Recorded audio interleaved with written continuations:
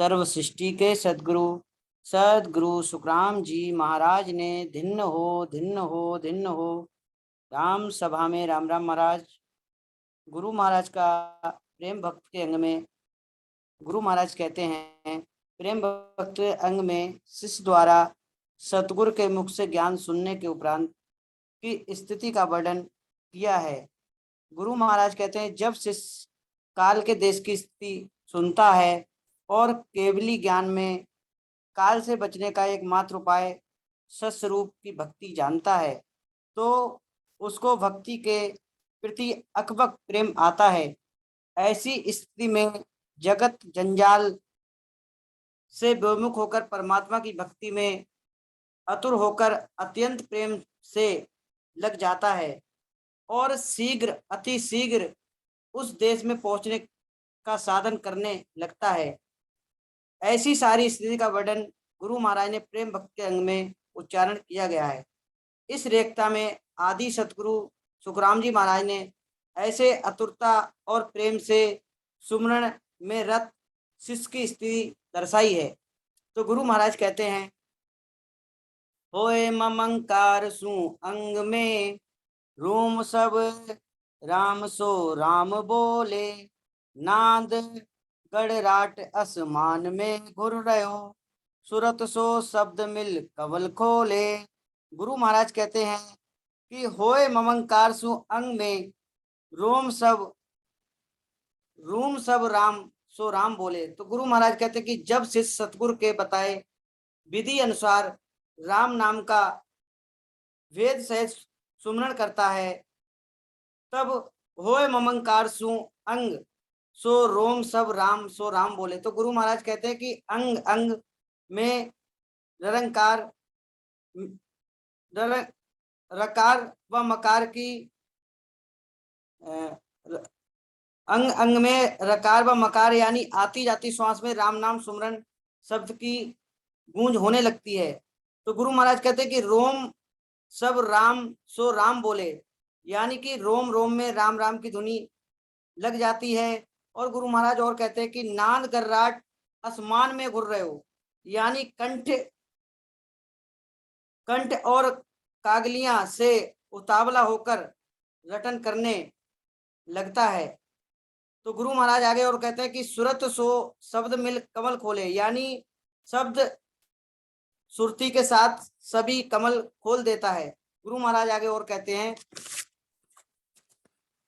शंख की नाल होए धस पाताल में, कमल अष्ट छेद कर शेष साया, उपजी लहर मन जोर सू कापियो, डरपियो जीव भव अंत आया।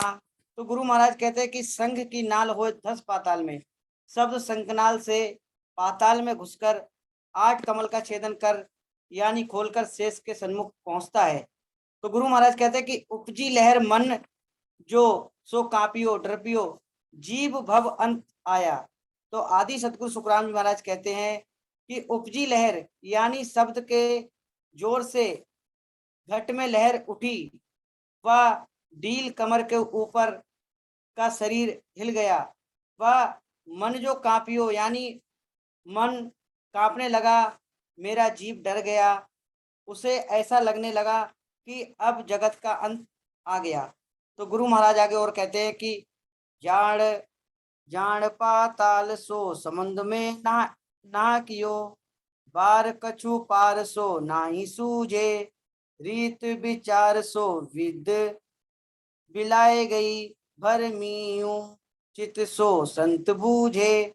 तो गुरु महाराज कहते हैं कि जाड़ पाताल सो समुद्र में नहाए कियो, जैसे सारी पृथ्वी जलमगन हो, पाताल में ऐसा अभ्यास हुआ कि समुद्र में डुबा दिया, ऐसे समुद्र में डुबा दिया जिसका कोई बार पार नहीं दिखता है। गुरु महाराज कहते हैं कि रीत विचार सो विद बिलाई गई, भर मीयू चित सो संत बूझे। तो गुरु महाराज कहते हैं कि चित्त भ्रमित होकर संत सतगुरु से पूछता है कि क्या मैं सही मार्ग पर हूँ, मुझे स्मरण की विधि का विचार भी नहीं रहा। तो आदि सतगुरु सर्वात्माओं के सतगुरु सर्व सृष्टि के सदगुरु सदगुरु सुखराम जी महाराज और कहते हैं कि 100 रात में आवाज ओ नीसरी, ध्यान धर शब्द जोए माही, प्याल के देश में शेष ज्यों बिलोबियो, भजन कर सोच तू राख नाही। तो गुरु महाराज कहते हैं कि 100 रात में आवाज ओ निश्री। तो एक रात में संत सतगुरु के शब्द विचार में निकलकर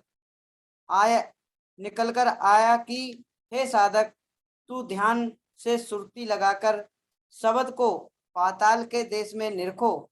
ऐसे पाताल में जहाँ शेष का विस्तार है, हे साधक तू सोच फिकर ना रखते हुए भजन सुमरण करो।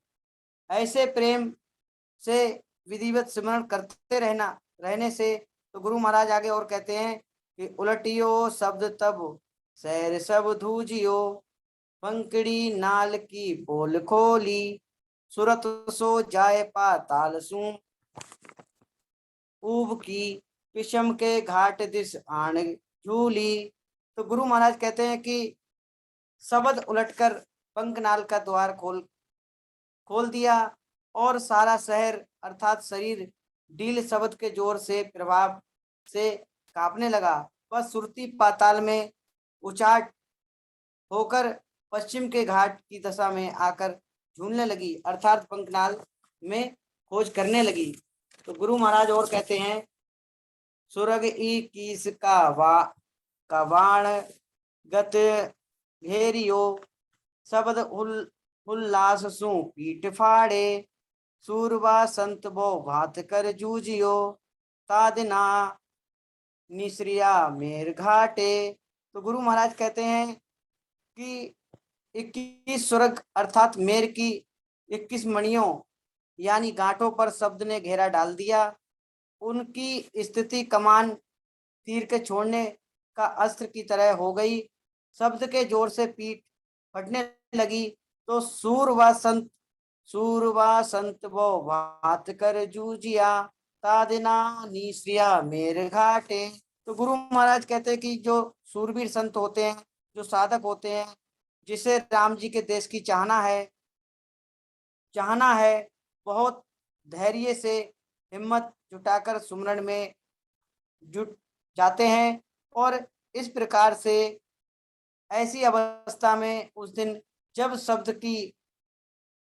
शब्द का तीव्र प्रकाश हुआ, मेर का घाट धर्मराज का स्थान और मेरू की पुरियों से आगे निकल गया।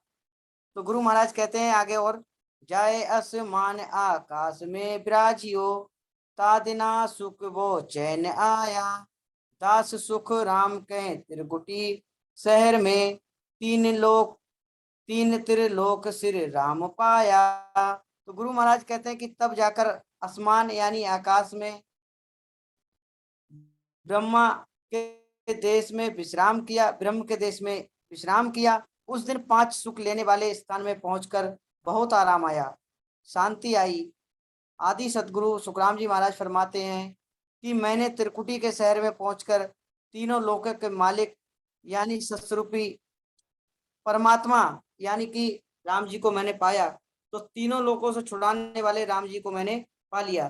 तो गुरु महाराज का कहने का जो तात्पर्य है, तो गुरु महाराज कहते हैं कि जब भी समय मिले विधि पूर्वक सांस की विधि से भजन करते रहना चाहिए।